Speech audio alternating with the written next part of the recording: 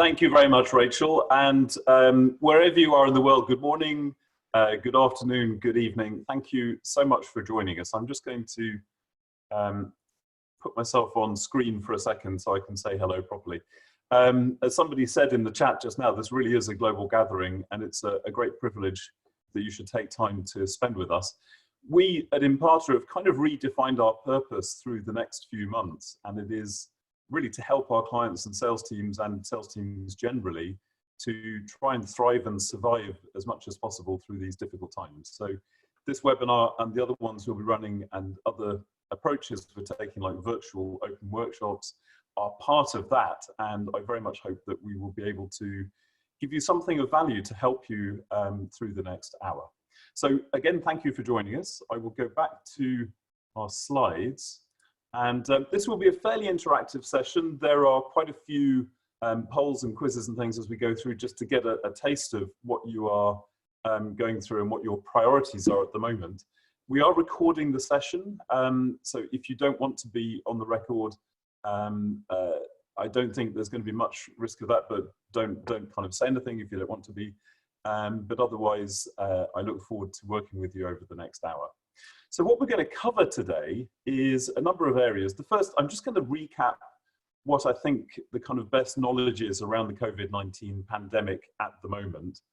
Talk about the impact on our businesses, then how customers and channels are changing and how we as sales leaders and sales teams can respond to that. Then spend some time talking about the particular issues around virtual selling and pitching.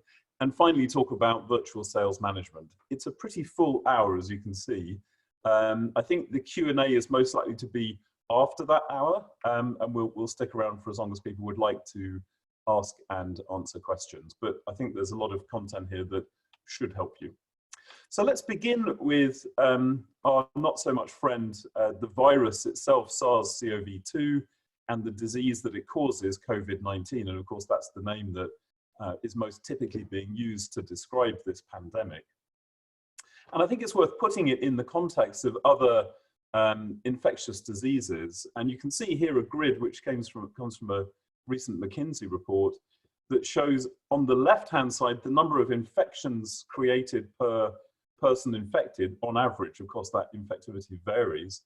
And across the bottom, the fatality ratio, the number of cases that end up passing away or dying as a result of the disease. And if I put COVID-19 on this grid, there's some variation in the fatality rate that depends very much on a number of factors like demographics. We know that it affects the elderly and people with underlying health conditions much more, but also how well the health services are able to cope. So if the health service is able to cope pretty well, it seems that the fatality rate is in the region of 1 to 1.5%. In some cases, a bit lower than that. If, on the other hand, that's not the case, then the fatality rate is 6% on average, it seems, or even slightly more than that. So that's why I've shown a range here of case fatality ratios.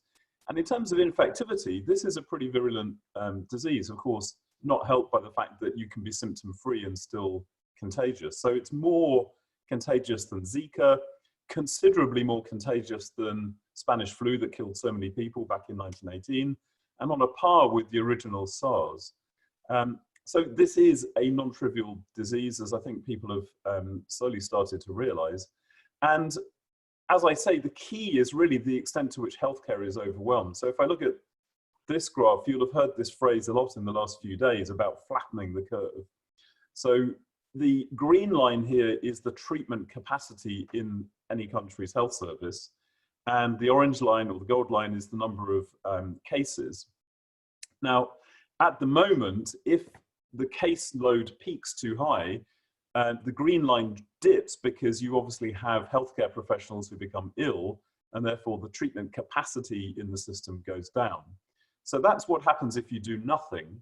And then if you manage to suppress the outbreak, then the caseload goes down underneath the treatment capacity level, and the number of fatalities goes down very considerably. And that obviously is what's been happening around the world and what the US and the UK have really just started to do. There is one other thing, though, that I think it's worth being aware of from a business point of view, and that is this.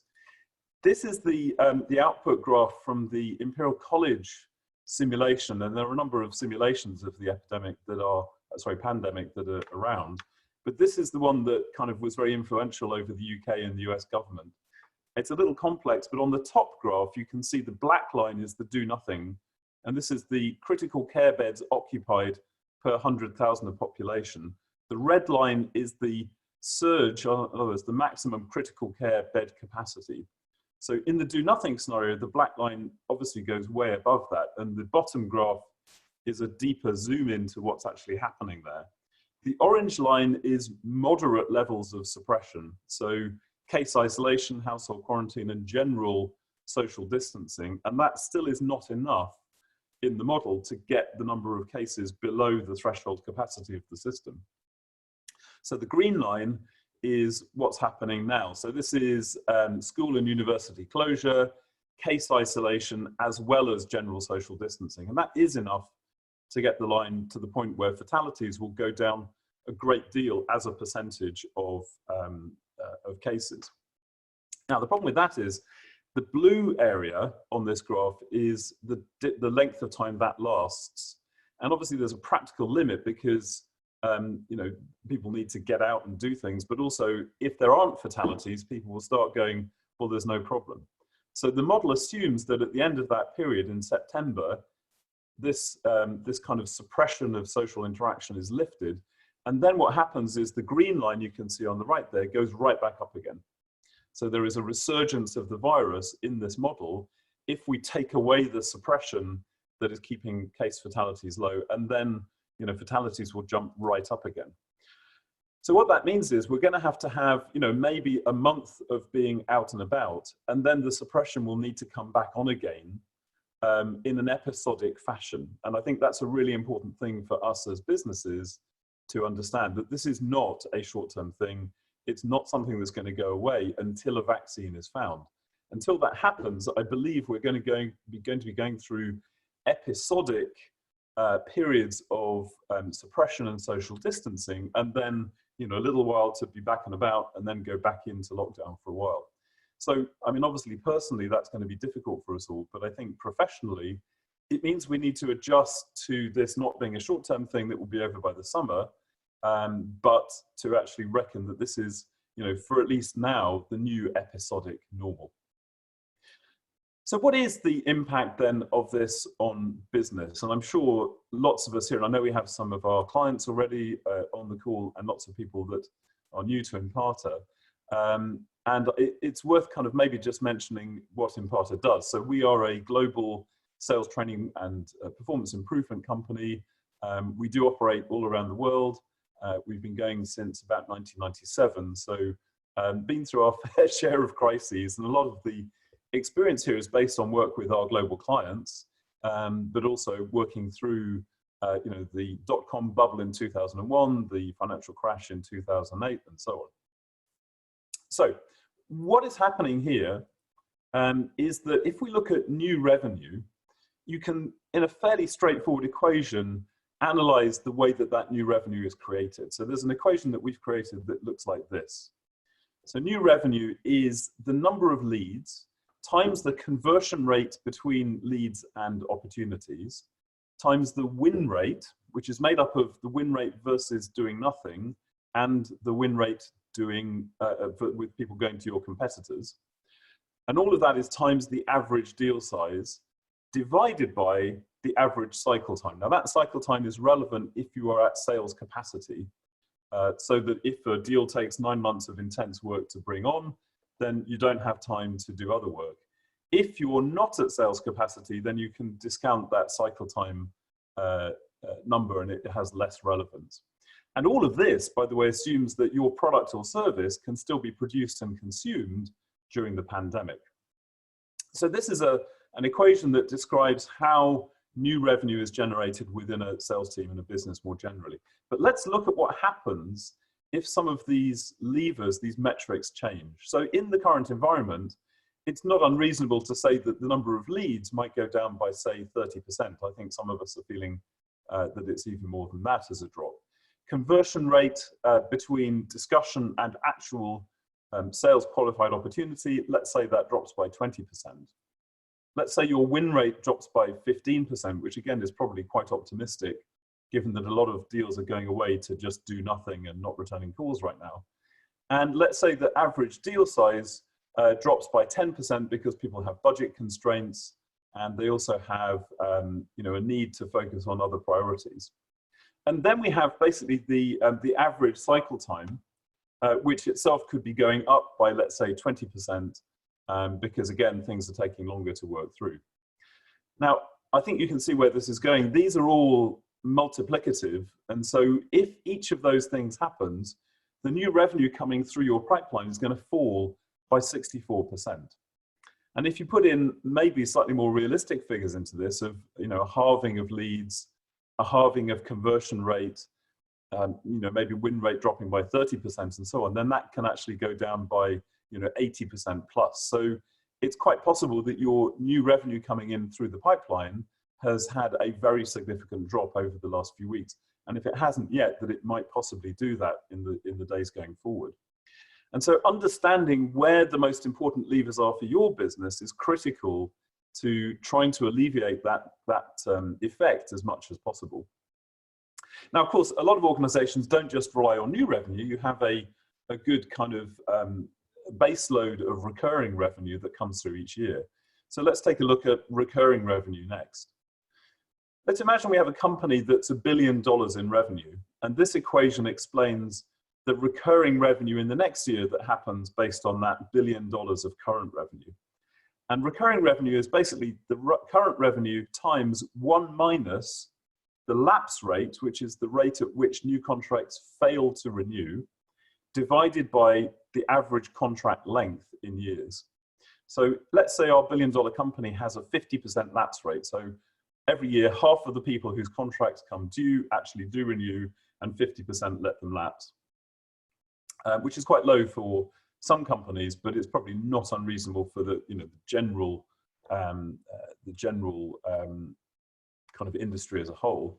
And then the average contract length, let's just say it's a modest kind of 2 years.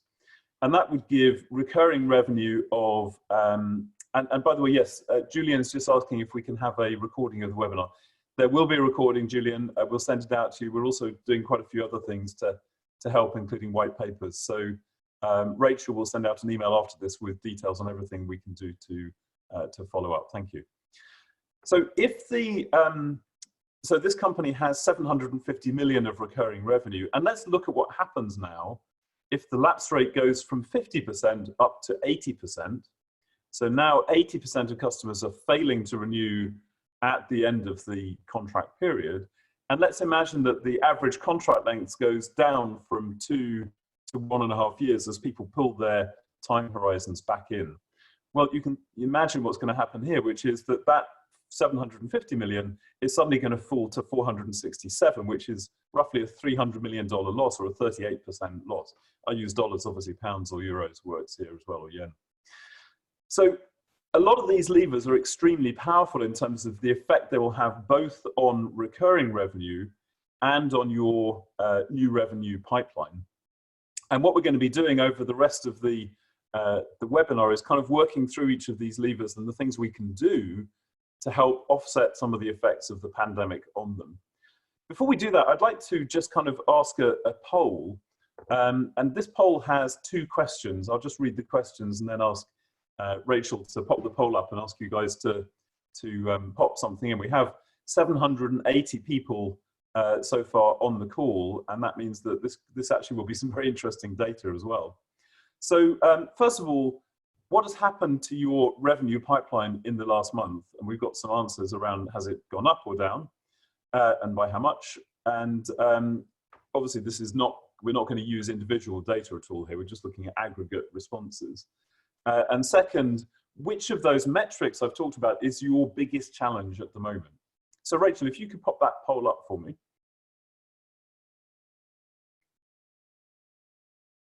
Fantastic.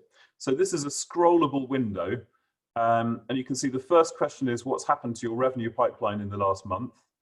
And the second question is which metric is your biggest challenge at the moment? So if you guys could wouldn't mind filling that in. Let's see where that gives us in terms of data and insight.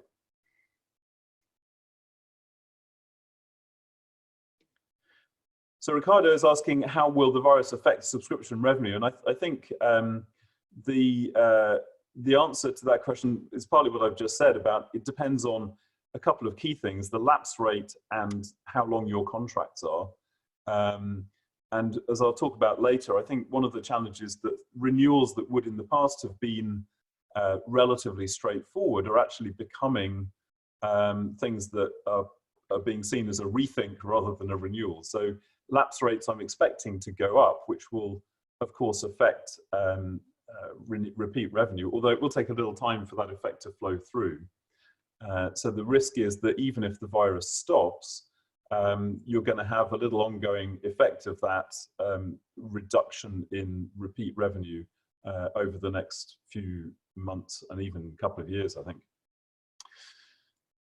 Okay, so it seems like we've got a couple of people, 7 people who've got more than 21% growth over the last month. I've got a hunch you might be in healthcare or maybe sanitary products, but good for you guys. A few people who are growing, which is actually really encouraging, because of course those numbers, if you can push them the other way, the multiplicative effect is equally strong in a positive direction. It seems like we've got a relatively kind of smooth curve, but most people are in a small kind of 0 to 10% fall, with some people having a really terrible time with more than a 41% drop in revenue, so in pipeline rather. So our kind of thoughts go to you guys, and again, if there's anything that we can do to help through this webinar or anything else, then I'm keen to do that. And in terms of metrics, it seems as though number of leads and conversion of leads from leads to opportunities are the kind of the biggest things here, and sales cycle time going up as people kind of push back and have other priorities is also a really key issue. So we'll talk about lead generation. We'll talk about conversion from leads to opportunities. I mean, we'll talk about all of these, but I'll put a bit more emphasis on those 2 issues, therefore, based on this data. And we'll also talk about sales cycle time and how you can try and kind of reduce sales cycle time, even in the face of all of the other stuff going on. So thank you very much indeed for that. That's extremely helpful. And I think interesting for everybody to see, you know, where you sit and that you're not alone. If you're having a difficult time, you are definitely not alone right now. Okay. So let's move on and talk about how customers and channels are changing and how we as business leaders and sales managers and salespeople, and I include the whole range of account managers in that, can respond. So the first thing to say, I think, is that it's important to take a customer-centric view at any time of sales, and especially in this current environment. So we tend to use something that we call the buying cycle that describes the process that customers go through when they're making a decision to purchase or renew a product or service. It usually begins with need at the top there, and need is where a customer kind of decides that the status quo is not working for them and they need to shift to a different way of working or buy a new product to meet an objective that's not currently being met. Then they figure out what options they have and they choose the right solution based on a number of criteria that they will set that don't necessarily link back to the underlying need. So things like price or quality may be part of the buying decision and the choosing process. And that's where most pitching takes place. Then we get into the worry phase, which always happens, but obviously is even more prevalent now, which is where people worry just before they make a decision. They worry about what might go wrong at 4 different levels: strategically, politically, tactically, and individually. And then they start to commit to the purchase, and that's where the contract negotiation typically happens. Then there's an adoption process where they start to adopt the product or service and really embed it into their way of working. And then there's a renewal process if it's a subscription-based product or a new contract, and then potentially also an expansion of activity within that account. So this is a buying cycle that is very powerful as a way of thinking about what customers are actually doing. And the changes that are happening right now are happening at every single stage of the buying cycle. So if I look at the need stage, for example, and by the way, the way that the metrics we've talked about map onto this buying cycle is worth looking at. So at the need stage, people are making decisions that affect your lead generation, that affect your conversion rate between leads and opportunities, that affect the cycle time and how long it's going to take, depending on how urgently they see the need, and average deal size. And our job in that need stage is to create value, to create disruptive value. In the choose phase, really the metric that's most being affected there is our win rate versus the competition.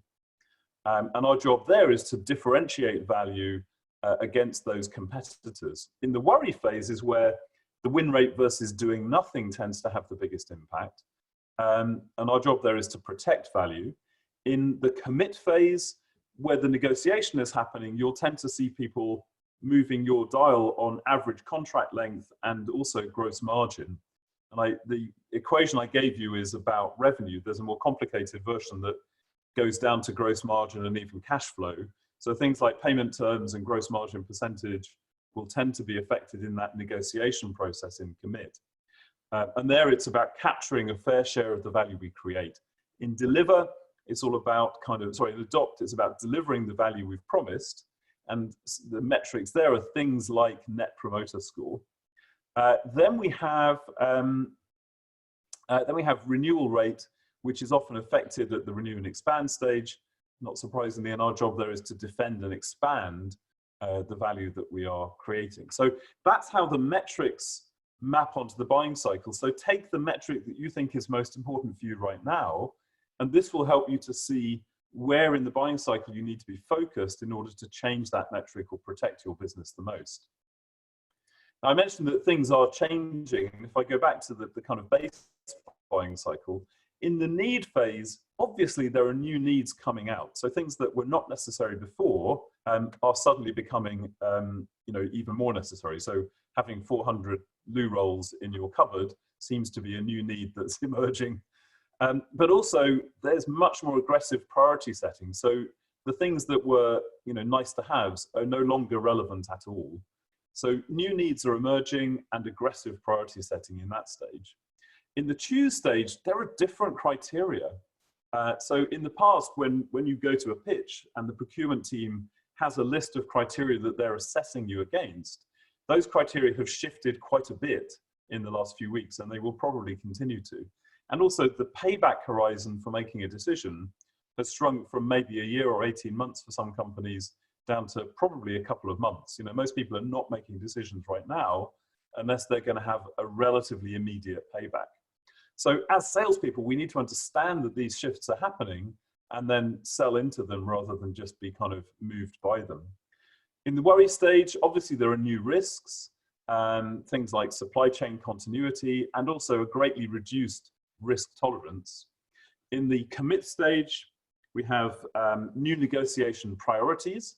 So whereas, let's say, price or total cost of ownership might have been the most important issue in a negotiation, now it probably isn't that. It's probably other things like SLA or supply chain redundancy and other things like that. In adopt, there are practical issues in many cases with the adoption of different products. And in renew and expand, as I said earlier, renewals are becoming rethinks. So at every stage of that buying cycle, things are changing. And let's look at what we can do to manage with that. I just want to mention very briefly, our research over the last few years has been around how you create multi-dimensional salespeople. Quite a few sales methodologies end up being a bit one-dimensional in their approach. So we have a new model that's been out for about 9 months now called the 3D Advantage, which basically says there are 3 things that you need to be really fantastic at as a salesperson in order to drive success. And the first is insight. So you need to be able to create value for your customers through disruptive insights into their needs, solutions, and decision process. You need to influence the outcomes as well, because if you just bring insight, you're a kind of insightful outsider. You need to be able to influence the behavior of the customer through the ethical use, and I stress ethical use, of nudging, of behavioral science and decision strategy. And those two alone are also not enough. You need a third dimension, which is trust. You need to be able to gain access to those decision makers through credibility, reliability, business intimacy, and customer centricity. And interestingly, those three dimensions also apply to sales managers. So sales managers need to be able to bring insight to their teams, influence their behavior, and build trust with those teams. And as I was talking about with my wife last night, actually, they also apply to governments. So governments right now need to be bringing insight to the situation. They need to be influencing people around the country to behave in the right way, and they need to be trusted. I will leave it to you to decide how well you think our various governments are performing against those three dimensions. So with that said, let's get stuck into some of the nitty-gritty here, targeting the right opportunities. An approach that I find very helpful here is to look at things in terms of two dimensions, attractiveness and achievability. So is it the right size of opportunity for you? Does it have the right payment profile? Is it high enough margin? And is it achievable? Means, you know, is the customer actually going to make a decision? And does it fit with your strengths as an organization? Something that's attractive and achievable is a clear, let's pursue this. If it's less attractive, you may want to just cherry pick and not try and go after every single thing just because it's achievable, because the cost of sale might be too high. Equally, if something's very attractive but not very achievable, it's kind of a place your bet scenario. You probably want to go after a few of them in case you can win them, but you may not want to necessarily place every bet that you can so that you've got time left for the pursuits. And then anything that's low attractive and low achievability is simply reject.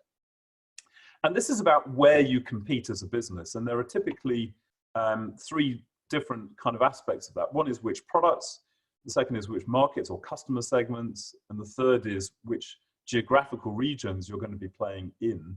And also, of course, if you're in a channel environment, which many of us are, this might also have channels on here. Which channels are you going to prioritize, and how are you going to help your channels in turn to prioritize where they spend their time? So as business as usual, we need to be prioritizing our opportunities, regions, customers, and product areas based on where we are going to, where we're basically going to be optimizing our response. Now, a lot of these priorities will have changed over the last few weeks. So if I kind of move these around a little bit, the size of the need might have changed, the level of urgency might have changed, the strategic value to the customer and to you might have changed, and so might the ability to actually pay. And equally on the achievability side, the fit with your strengths might have changed, so the needs, the decision criteria, the risk alleviation might well have shifted as well. So things, you know, that might have in the past been attractive might be going down, and things that a few weeks ago, like let's say China is starting to come back online. So are there opportunities there where 3 weeks ago you wouldn't have even you know, spent much time thinking about that unless you're in China, obviously. So clearly this is a dynamically moving situation.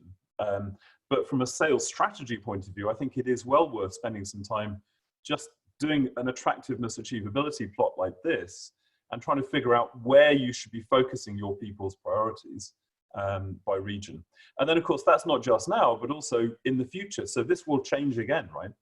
And one needs to think about the likely recovery profile by country, by customer segment, and by product area, the quality of leadership in each of those, and also the long-term viability of each of those different segments or regions.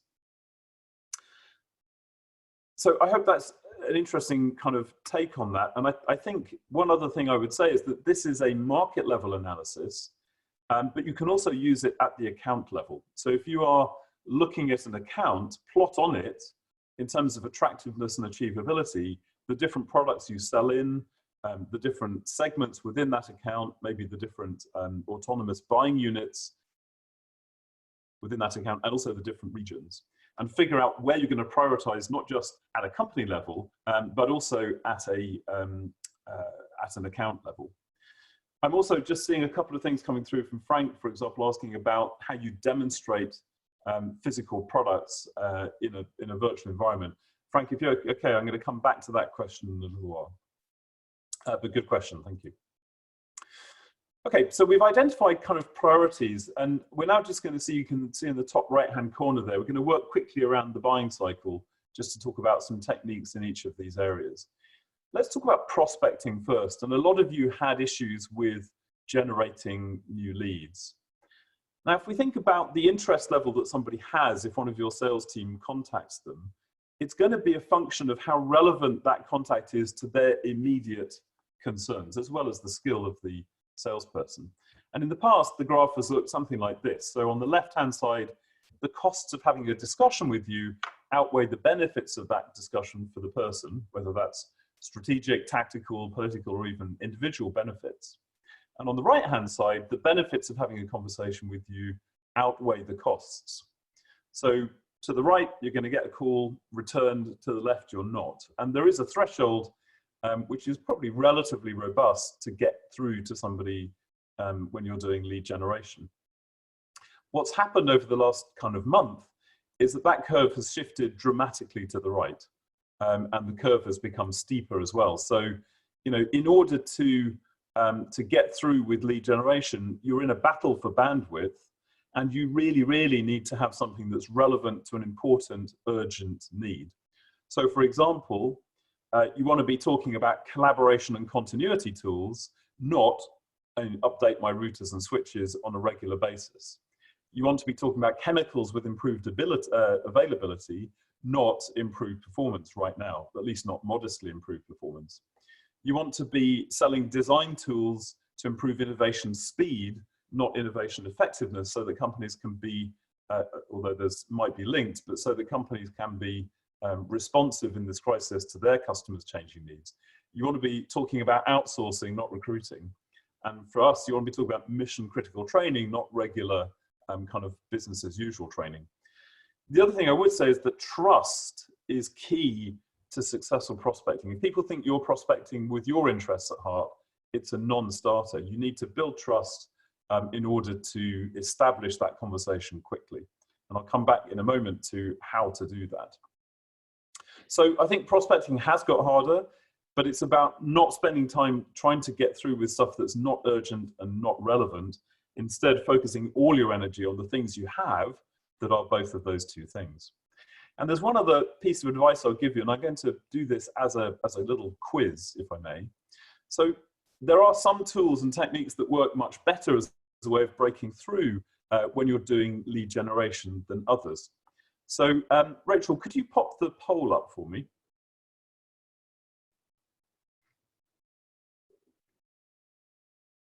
So we're going to do a little quiz that has 5 questions, and Rachel will pop the questions up in a second.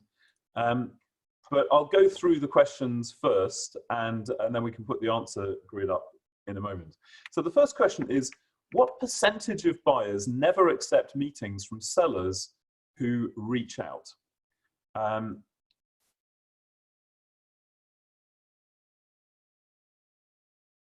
So let's go to the second poll. Okay, that doesn't seem to be working. Rach, can you hear me? Yeah, it is launched. Oh, okay, I just can't see it for some reason. Okay. Okay, that's cool. So the first question is, what percentage of buyers never accept meetings from sellers who reach out? And the options are 81%, 57%, or 18%. Then we have, yeah, I don't think the poll is coming up for lots of people, but let's keep going and see. The second question is, what percentage of buyers prefer to work with someone they know?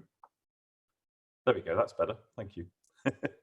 And the answers here are 42%, 61%, or 73%. Then the next question is, how much more likely are buyers to engage when they're introduced by somebody else? Is it 2 times, 5 times, or 8 times more likely to engage when they're introduced by somebody else? Then we have, what percentage of customers say they would give a referral? Is it 33%, 68%, or 91%? And finally, what percentage of sellers regularly ask for referrals? Is it 11%, 37%, or 51%? So we'll see those answers coming in. I think with nearly 1,000 people on this, the poll was taking a little bit longer to come up than usual. Okay. So we've got most people saying B for the first one, 57% for the Q1. Question 2, most people are saying 73%. 5 times for the more likely to engage when introduced. 33% of customers say they'd give a referral, and 11% of sellers regularly asking for referrals. Okay, let's show the answers. Do you want to show the poll results? There we go. So yes, 18% of buyers say they would never accept meetings from sellers, according to Rain Group. So that's a relatively low percentage, and lower than most people thought would be the case here. So most people went for 57%. So only 18% of buyers never accept. Now this was pre-pandemic, so that number could well have gone up. So your 57% might be more accurate now. What percentage of buyers prefer to work with somebody they know? The answer is 73%, according to Sales Benchmark Index, which most people guessed accurately. How much more likely are buyers to engage when introduced? 5 times, which there was a good spread, but the majority of people thought that too. And this is where we go with an interesting insight. What percentage of customers say they would give a referral if asked? And the answer is 91%, according to Dale Carnegie. And then we basically get to what percentage of sellers regularly ask for referrals, and the answer there is 11%. So there's a question about which geographic market is represented by this data. I believe I think it's a global response. I don't have that data right now in front of me, so I'd need to check on that, Patrick, but I'll go and check on that, the range. And it might well be different culturally across different regions, I agree. But I think the key takeaway from here is, people prefer to work with people they know. They're much more likely to engage when introduced. Most customers are willing to give referrals, and most salespeople don't ask for them. So there's a story that I think gives us a pointer on how to improve lead generation through this time of pandemic, which is get people to go out, talk to people they know, talk to customers that trust them, and get them to refer them to people where they believe what they do could be a useful and urgent and relevant support to their business. So referral generation is extremely important right now. So once you've got a lead and you're talking to somebody, we use a tool called the value chain. I'm sure many others have different versions of this that helps us to understand what the needs of customers are. And we look at 3 types of objective that we can help people with. The first is key performance indicators. The second is day-to-day challenges. And the third is their wider goals, which in the past meant kind of over the next couple of years. Right now, I think that means beyond June. And then we look at different functions within the customer organization, and we ask what objectives in each of those 3 categories are. Yes, so Martin, we will provide answers to those questions. Yep. We provide basically, we try and understand what the objectives are for each function, and this is just an example of 4 functions in each of those types of business objective. Now that is changing, so the needs and the objectives that people are having trouble meeting are changing thanks to the pandemic. So if I look at sales, for example, one of the KPIs is to reverse a decline in lead generation, as we've seen here. In terms of day-to-day challenges, improving conversion rates and win rates to pre-crisis levels is a key challenge. And their wider goal is to increase share of wallet in accounts, because they know that that's easier than winning new business right now. In operations or R&D, it might be, key KPIs might be dealing with staff shortages, facilitating virtual working, finding a way to do product demos virtually, for example.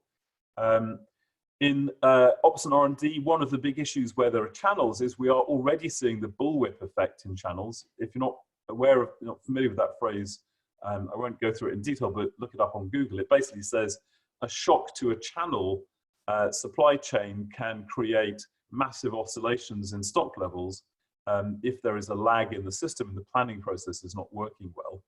But also supply chain collaboration becomes a really key issue at times like this. The wider goals might be rapid new product development to meet their customers' changing needs in R&D. In procurement, might be things like keeping a cap on price increases, managing internal customers, and in challenges, it's probably protecting supply chains against disruption, creating backups, and the wider goal for procurement is probably going to be about how we ramp up again quickly when things start to unlock, even if on an episodic basis.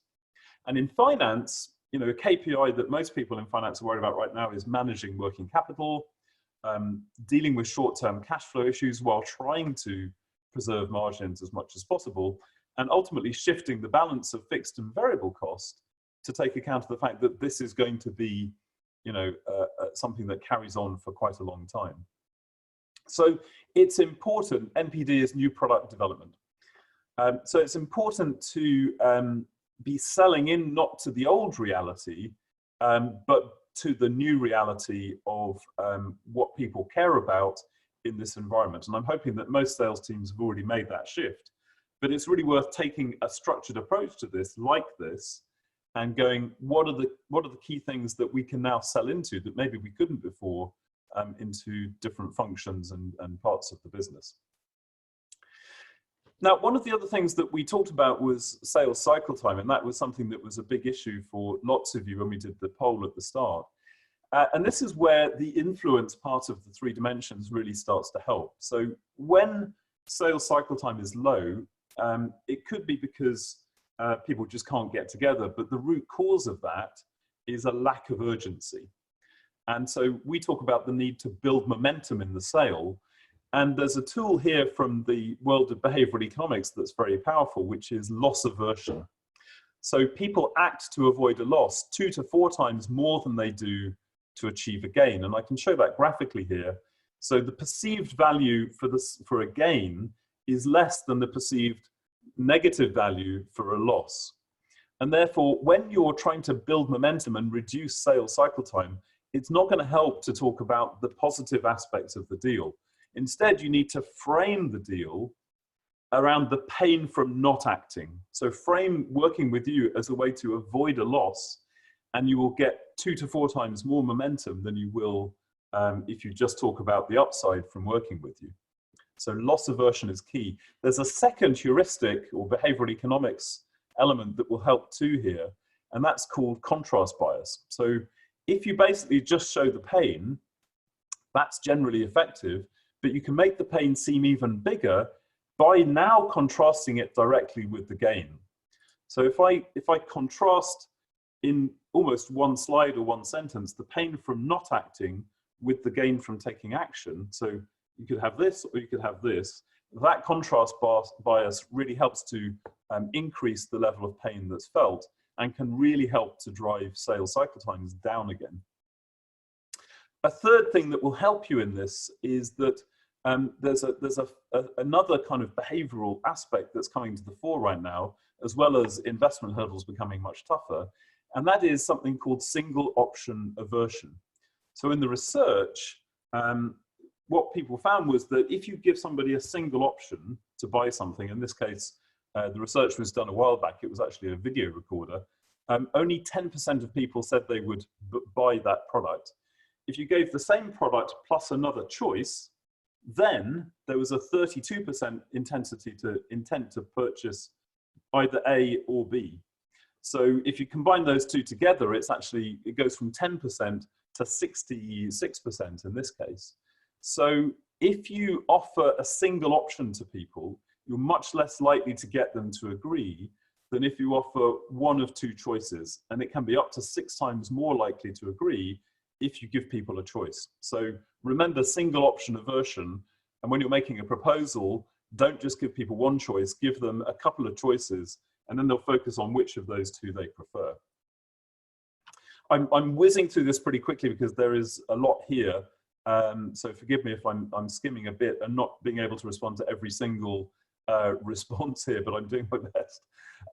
And we will come back and we'll answer some questions by email tomorrow. So we're now into the choose phase of the buying cycle. And here we talked about decision criteria before. So people have a set of criteria by which they're assessing you. And it's worth ranking those in terms of how important they are to the customer and how they perceive your performance relative to the alternatives. Are you better or are you worse than the alternatives being considered? If you've got something that's very important and you're great, we call that a value winner. Very important and you're not so great, value killer. And you're great but they don't care yet is what we call a value sleeper. And those are the things that you can wake up to really win deals. Now, as with the other things we've talked about, these decision criteria are absolutely changing. So if this was a very simplified version of the value map, let's say a month ago, where price and industry experience might have been important, but maybe value killers for you, and things like local supply, flexibility and backup and service level agreement terms might have been kind of less important to the customer, even though you're good at them. These things are probably changing. So price is coming down in importance, terms is going up, product spec is going down, supply flexibility and backup and service level terms are going up. So don't have your guys, when they're doing a pitch, don't sell into the reality from a month ago. Ask the customers and bring insight to the customers around, or clients, around what the new set of priorities are, and make sure that you're selling against those when you're pitching and when you're talking to your existing accounts. And inside an account, to make sure your renewal rate stays high, try and track these things, because it's these things that will affect their renewal rate. So if you can keep an eye on how the priorities are changing and make sure that you're putting your effort and your attention into the things that they now care about, you're much more likely to achieve a renewal at the end of the contract period. Let's move through to worry. There are these 4 levels of risk that are becoming increasingly important. Strategic risk, the viability of you as a supplier is now important, the flexibility of the relationship, and actually how important they are to you becomes part of the risk equation. At the tactical level, things like supply chain issues, staffing issues, how are you going to deal with staffing issues with you, how are you going to provide operational resilience, and so on. So the key here is to stay alert for new risks and to bring value to the customer by helping them to surface what these might be and put in place alleviation strategies that might be more planning or some kind of compensation if something does go wrong. Then let's talk about negotiation. So in negotiation, the interests that we work on, the negotiation interests that we are able to play with, come from these 3 parts of the buying cycle. They come from the underlying needs, they come from the decision criteria, and they come from the risk alleviation things that we are doing. So what we're trying to do here is to understand how those interests are changing, and then be able to take account of that in the way that we negotiate with our customers. I just wanted to mention that, so there's a question here about the sale of complex solutions like 3D Experience from Dassault Systèmes. I know that we do have a number of people from 3DS on the call today. This is actually a kind of a general call across many, many companies, so I'm not able to, and it's not appropriate to dive into the really specific points around any particular client. I am very, very happy to do a much more tailored version of this for 3DS or indeed for any of our major clients. So that's something I'd be happy to talk about after today. But when you're negotiating, just be aware that interests are changing, so that the way you do the negotiation is going to be shifting. And also think about the alternatives that customers have. So the balance of power in negotiations is also shifting somewhat. So if you are a customer looking at a supplier, you tend to be using something like the Kreulich matrix here to analyze your suppliers. And you might be thinking about, you know, the profit impact those products have and the difficulty of substitution from low to high. And the shop quadrant, which is low profit impact and easy to substitute, is where, you know, many procurement executives would like you to think that you live. But what's happening right now is that a lot of companies in the shop quadrant are actually moving up into the leverage quadrant, where there's a high profit impact, and therefore companies need to leverage volume to try and keep their costs low. So the economic impact of supply issue is becoming more and more important, and that's causing people to move out of the shock quadrant and up into the leverage quadrant. Equally, as products and services become harder to find, people are moving out of the shock quadrant into the managed risk quadrant. So be aware, if you're in a sales negotiation, that the balance of power, and BATNA stands for best alternative to a negotiated agreement. So the customer's BATNA is often getting worse at the moment. The one thing I would say here is, though, it's important not to take advantage of that without creating a win-win for both players, because we talked about trust earlier on, and trust is credibility plus reliability plus business intimacy, all divided by self-orientation. That comes in an adapted form from a great book called The Trusted Advisor by David Maister and his colleagues. So in this context, credibility means avoiding exaggerated claims, having clear, regular communication, and being a source of insight. Reliability, for me right now in the pandemic, is about actions, not about words. It's about doing what you say you will and staying ahead of the curve. So at Imparta, we were preparing and working on virtual training a long time ago. And in January, we started offering customers the ability to shift to virtual training. And that's helped a lot of companies to kind of keep going. And I think that I'm not trying to blow our trumpet here, but that kind of staying ahead of the curve is actually really important right now. And then business intimacy is about putting yourself in the customer's shoes and caring about them as people and businesses, and trying to understand them. But that self-orientation one is super important. So we can't take advantage of the situation. We need to stay focused on the customer's needs and make sure that we're not coming across as self-oriented through this whole process. So I've kind of gone at whistle-stop speed through those skills. I'd like to ask you one more question now, which is just a very high-level question. If you think about all of those critical skills, from prospecting to referrals, building momentum, managing criteria, managing risks, negotiating power, and maintaining trust, how would you see, and Rach, if you can start this poll now, how would you see your team's skills from one very low relative to the task and the business is at risk, right through to 10 is genuinely world-class and good enough to keep growing? So it'd be interesting just to get a sense of where we feel as a community our level of preparation is.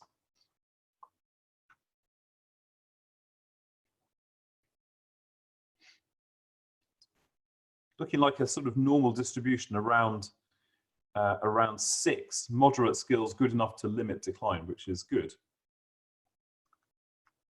We'll just let that run for a moment more.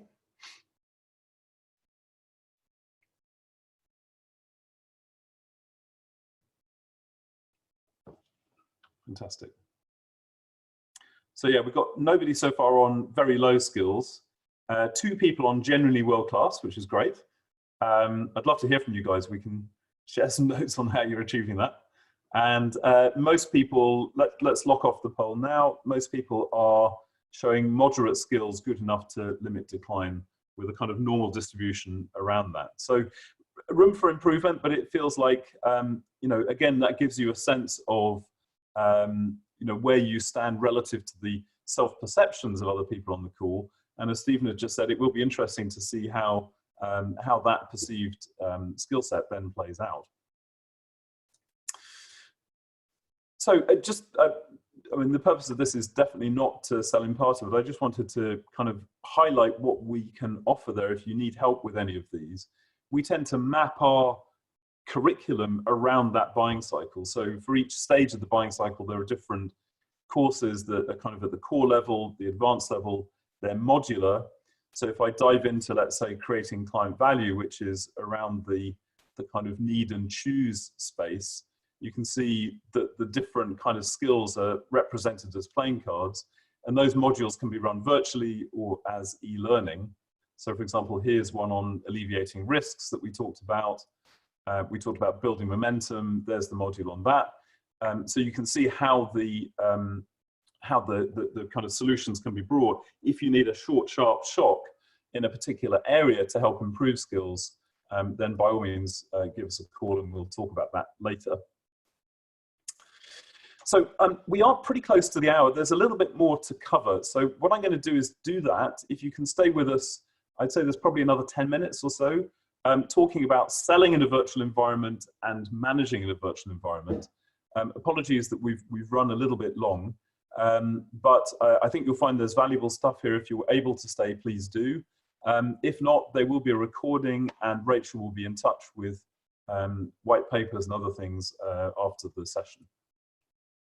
So when you're selling in a virtual environment, it's an unusual situation for many salespeople. Most people are already selling online to some extent and building presence online, but that online presence, if you're in a Zoom call or a WebEx call with a client, the way that they see you online is super critical. So think about knowing where your targets are. Are they on LinkedIn? Are they on Twitter? Or are they younger and on YouTube and Facebook and Instagram? And being present in those places and making sure that your professional profile is high quality and suitable for the task. So not just about the background, role and capabilities, but including a statement of intent. What value am I as a salesperson planning to offer through this pandemic process?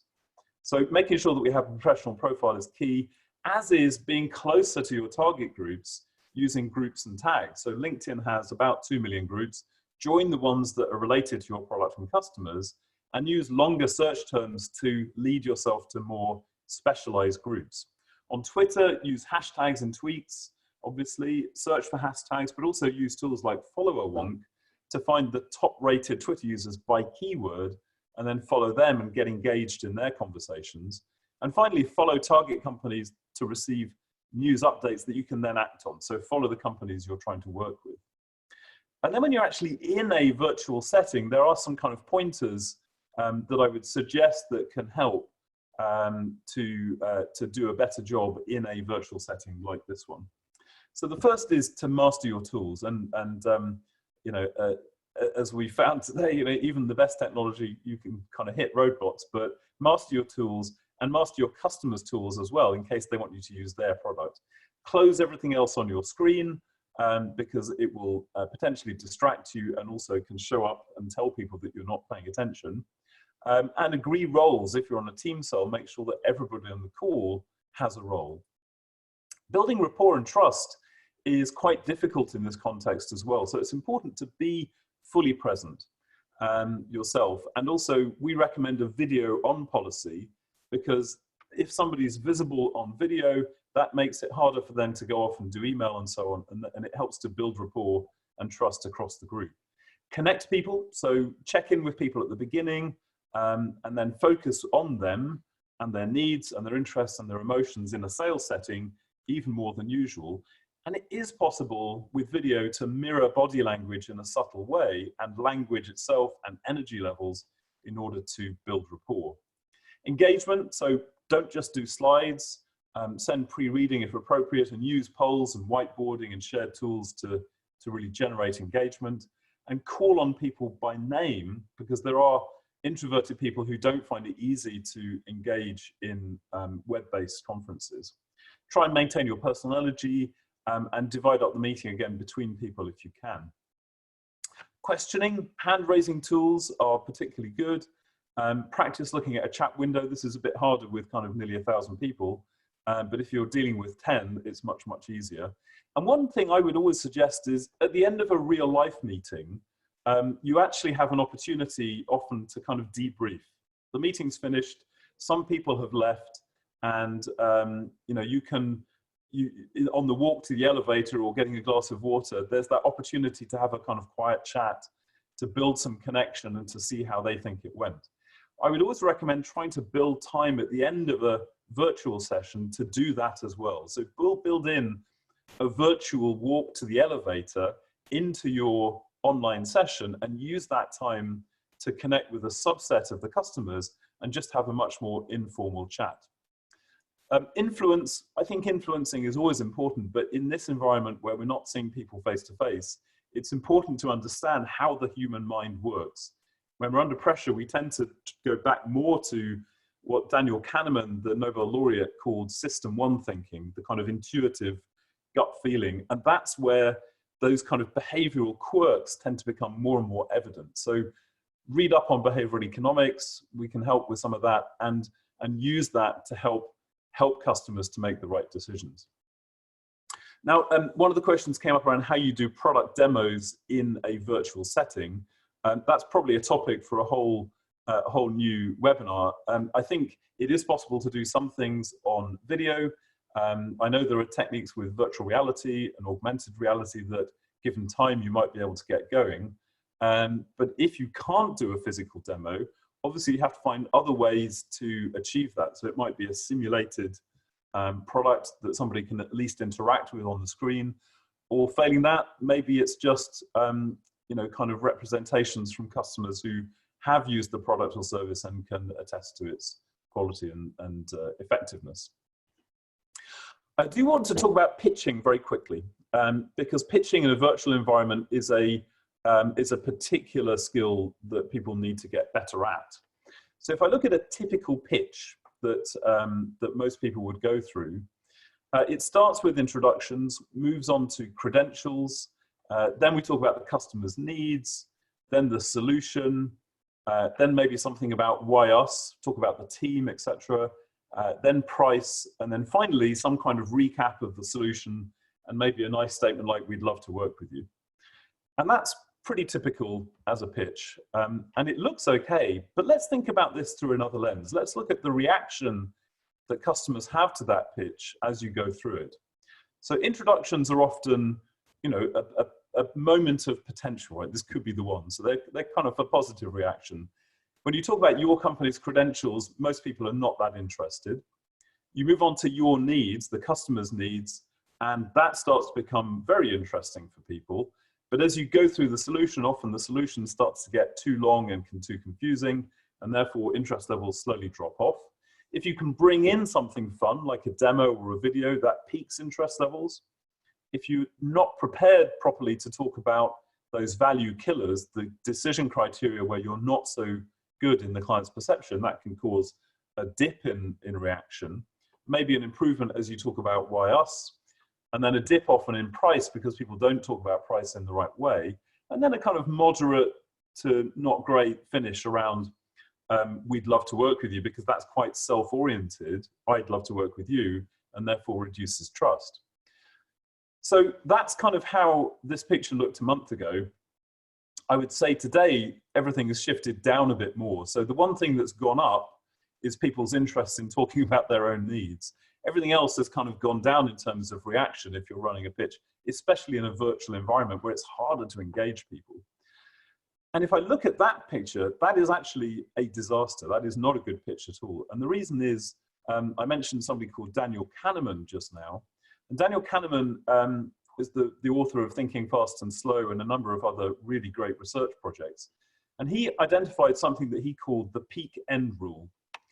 And that means that people remember not the average of an experience and not the beginning and the end, but they actually remember the peaks, whether those peaks are positive or negative, and the end.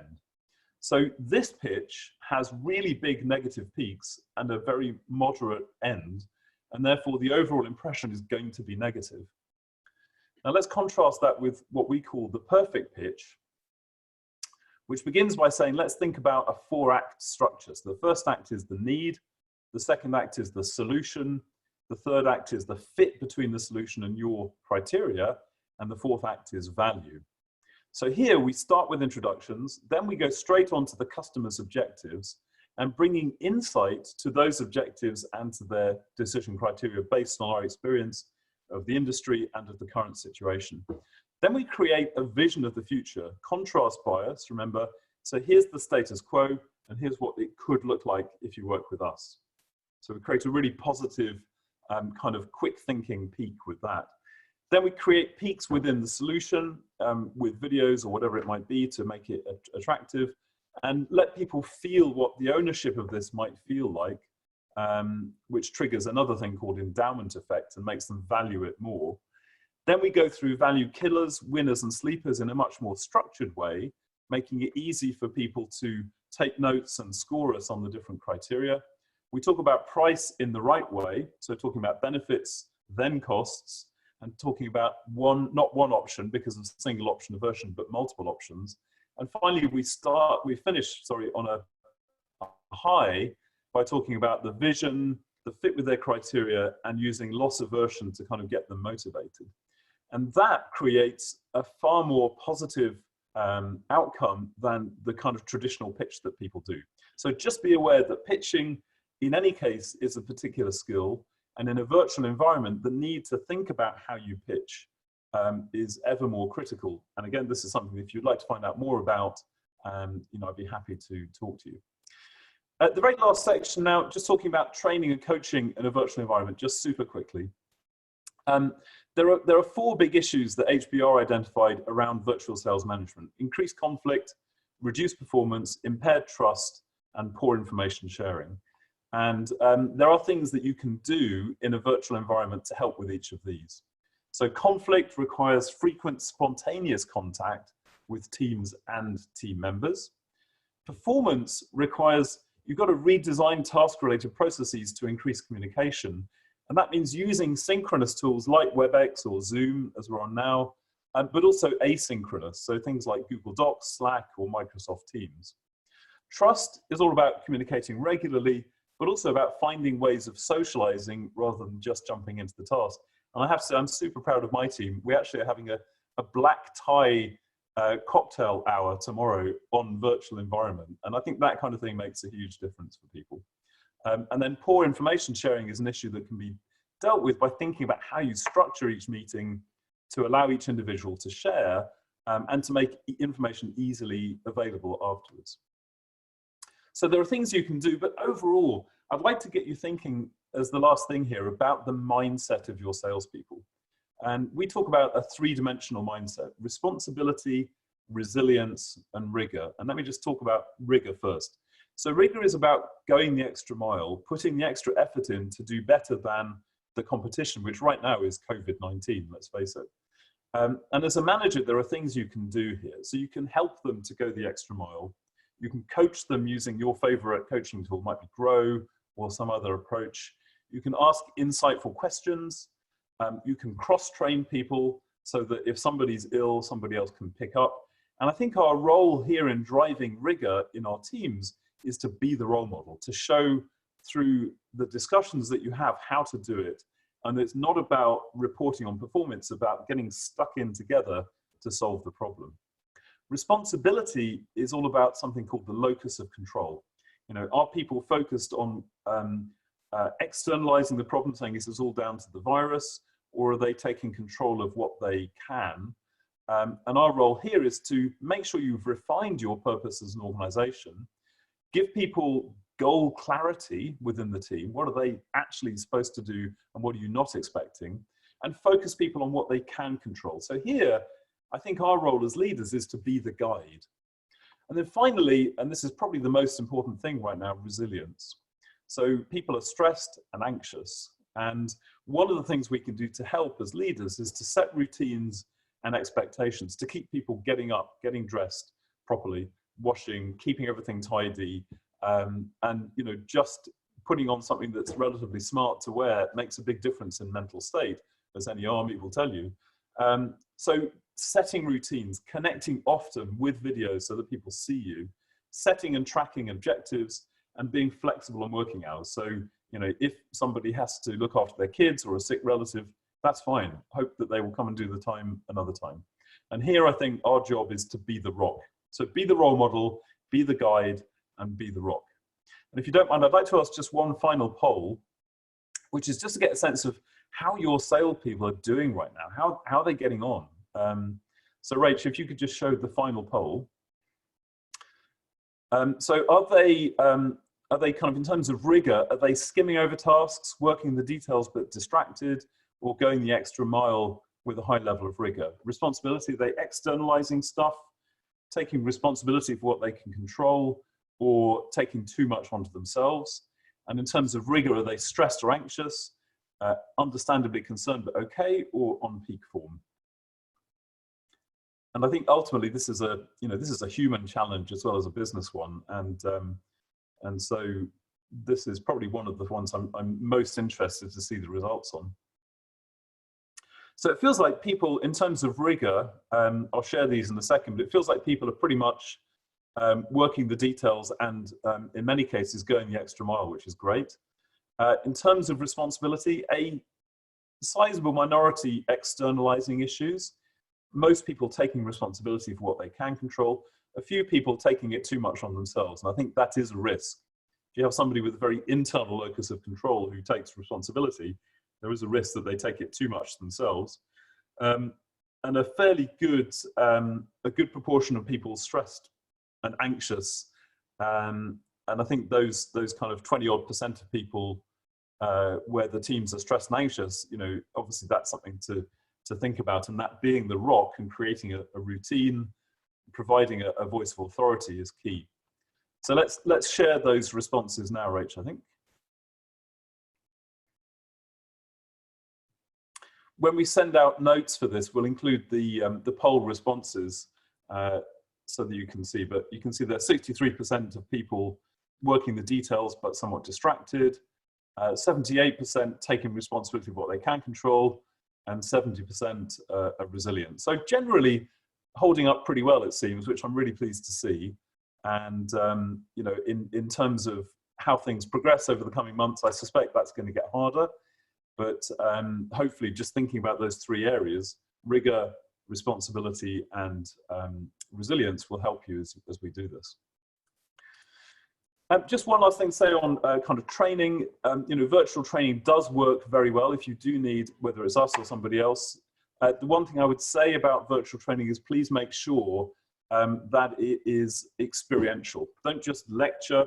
Obviously, this is a webinar, it's slightly different, but if you're training a skill, that needs to be, give them a chance to try it out, then reflect on what they did, then try again, and that's how people learn skill. But that's perfectly doable on Zoom and other virtual tools.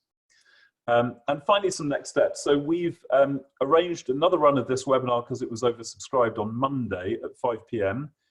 If you have people who would like to attend. We'll answer some selected questions in an email tomorrow. We'll send out a white paper. If you'd like a copy of the slides, please get in touch with Rachel. And we are planning to offer open enrollment courses coming forward, which we'll send you some information on. Please do drop me an email, or Rachel, or Nigel Webb, who's our Chief Client Officer, if there's anything you'd like to talk about. And with that said, thank you. I'm really sorry we overran by a little while. If there are any questions, I'd be happy to take a couple right now.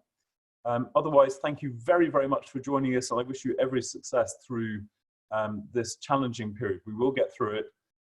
And as they say in Italy, andrà tutto bene. Everything is going to be okay in the end.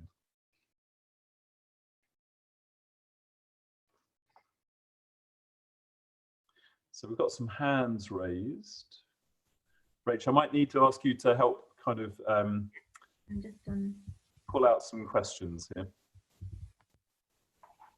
So I know one was, what are the skills we need to focus on to get our salespeople more familiar with selling without seeing customers face to face? So I think some of that we might well have covered in the section on kind of virtual selling, but I do think it's getting a mastery of the technology, helping them to practice that, and then, as I mentioned, some of the behavioral economics aspects. So influencing is going to become much more important than it has been in the past. So understanding the way people are making decisions right now and how you can influence those even in a remote context, I think is really important. And then I think another one was, how do we get customers to sign rather than delay without discounting our price or delaying payment? Yeah. So I guess that comes down to, so the question was how do we get customers to sign without delaying? And that's the rub of it, right? And I believe personally there's a couple of answers to that. One is about building momentum. So sometimes when people are getting close to the end of the buying cycle, in that kind of commit stage, we get something called value myopia. So we tend to focus on price and risk instead of really thinking about the value that caused them to talk to you in the first place. So to some extent, that's a framing challenge. You've got to help to reframe people's thinking away from price and risk and back to value and sometimes the decision criteria that led them to choose you. But then it comes down to what's the root cause of this, right? Has the need changed? Have other priorities come up? In which case it's about going back to an earlier stage of the buying cycle and working through that. Or is this about negotiation? So if other priorities have come up, then think about building momentum. So using loss aversion that we discussed earlier, and helping people to really find ways to drive the customer's thinking and go, if I don't do this, what happens? So don't focus on why should you do it, focus on what happens if you don't do it. If it's a negotiation ploy, or something that's just about I need to get the price down, then try to find win-wins and look for ways to create a bigger deal for everybody by trading off things that you care about against things that they care about. So discounting is a very expensive way to increase value to the customer. There's often many ways you can do that that are much cheaper to you as a supplier than price. Negotiation, sales negotiation is a big area for us, and that's something that I'd be happy to take offline if that's a bigger question and give you some pointers on in a separate call. So Mario's asked, what if your product or service is a nice to have at this context? Yeah, Mario, I feel for you if that's the case. I mean, clearly that makes it difficult. So let me kind of think of a couple of responses to that. Somebody's nice to have is somebody else's essential, right? There is always going to be a segment of the customer group for whom your product is nice to have. Is nice to have, and a segment for whom actually it's really important. So my first advice would be going back to the attractiveness and achievability. Try to find those people or those companies for whom the product is not just nice to have because of socio-demographics, because of attitudes, because of their current situation. So, try and find ones where the urgency is higher. And then secondly, I think it's all about building momentum. So finding reasons why not having this product might move somebody from thinking it's a nice to have to thinking actually it's more essential. And beyond that, I'm guessing, if you can attach yourself, bundle yourself with products that are more essential and get seen as a kind of a bolt-on for that, maybe that might also help you to ride the momentum coattails of another product, if that makes sense. But I think, that's clearly a difficult place to be right now. I think it's about identifying people who do care about it and building momentum as much as you possibly can. And I wish you every success with that. Again, if you'd like to talk about it for more, I mean, my goal here is to help as many people through this as we can. So subject to time constraints, if that's something you'd like to chat about some more, then drop me a note. Another one from Tony. As a business development consultant, he's experiencing all of the same challenges as sales teams. Are there any key points you would share with a focus on consultants such as us? Yeah, it's a great question. So, I mean, consultants are often selling themselves. So you're kind of if I understand correctly, you're kind of a rolled in one salesperson and service deliverer. And in that context, I think, you do have some advantages, right? So think about the 3 dimensions: insight, influence, and trust. You generally will have a lot of insight into the customer's situation, and you will generally have quite a lot of trust because you're seen as a trusted advisor, hopefully. I think the area where a lot of consultants struggle is around influence. And, you might be good at influencing them to do what you recommend, but often influencing people to actually use you is where most consultants come unstuck. And we actually have a kind of a taxonomy of salespeople, and the people who are very strong on trust and trust and insight, but weak on influence, we actually call them consultants. So I would recommend, thinking about behavioral economics, do some reading on that. Again, our programs cover this in lots of detail. And we are looking at running some open enrollment sessions that might be useful for you in thinking about how you exert influence and try and get more and more customers to kind of actually say, yes, we'll work with you, especially around building momentum. The other thing I'd say as a consultant, the need for consultants is often driven by lack of capability inside an organization to do it themselves.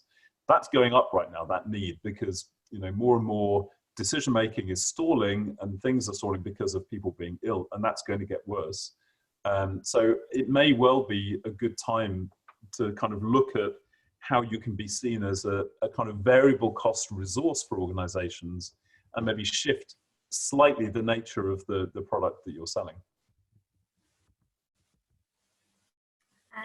Right.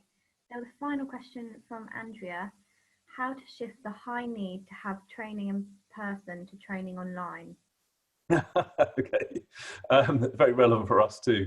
So if you're trying to, so was it to try and shift people from doing training in person to doing training online? Was that the, yeah.